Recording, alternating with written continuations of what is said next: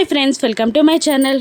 ముత్తైదువులు కౌశికి వాళ్ళ ఇంటికి వచ్చి కౌశికిని వైజయంతిని ఇలా అడుగుతూ ఉంటారు. పాపం యువరాజ్కి అనుకోకుండా ఇలా జరిగిపోయింది కదా. నిషి పసుపు కుంకుమలు ఎప్పుడు తీయనున్నారు, ఎప్పుడు తీయబోతున్నారు అని ఆ ముత్తైదువులు వైజయంతిని కౌశికిని అడుగుతూ ఉంటారు. ఇక నిషి కంగారు పడుతూ ఉంటుంది.